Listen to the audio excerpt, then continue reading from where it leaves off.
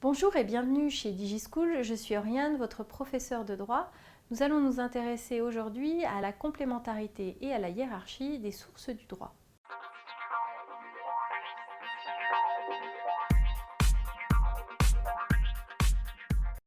Pourquoi parle-t-on de hiérarchie des sources de droit? Tout simplement parce que toute règle doit être conforme à la règle qui lui est supérieure.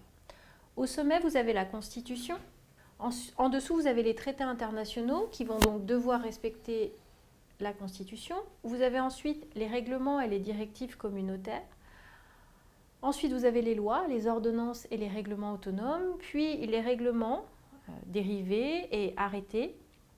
Et puis vous avez enfin les conventions et accords collectifs, ou la jurisprudence, ou la coutume, ou d'autres sources de droit. On représente traditionnellement la hiérarchie des normes par une pyramide.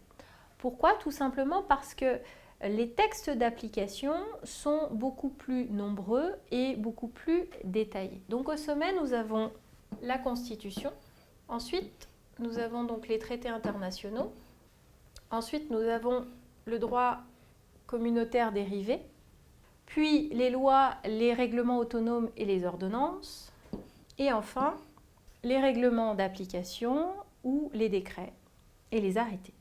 Afin d'assurer la hiérarchie des normes, il faut organiser ce qu'on va appeler le contrôle de cette hiérarchie. Comment est-ce qu'on va s'assurer qu'une loi va respecter la Constitution? Comment va-t-on s'assurer qu'un règlement va respecter les textes qui lui sont supérieurs?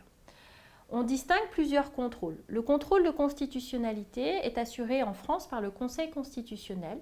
Il est là pour s'assurer qu'une loi sera bien conforme à la Constitution française.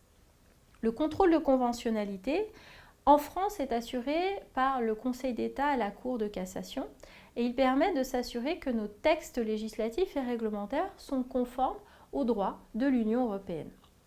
Enfin, le contrôle de légalité est surtout assuré par les juridictions administratives. Il est là pour s'assurer que les règlements sont conformes aux lois en vigueur. On peut également parler du contrôle assuré par la Cour de l'Union européenne qui va s'assurer que les droits internes sont conformes aux droits européens. Les sources du droit sont également complémentaires. Cela signifie en fait que chaque règle va venir préciser une règle qui est de portée plus générale. La loi va préciser les règles prévues dans la Constitution. En termes de complémentarité, on accorde un rôle particulier à la jurisprudence, puisque le rôle du juge est d'appliquer ou d'interpréter la règle de droit dans un cas particulier. Il va forcément devoir parfois compléter cette règle en l'appliquant à un cas particulier. J'espère que cette vidéo vous aura été utile. Je vous invite à consulter nos autres documents sur notre site internet et à bientôt chez DigiSchool.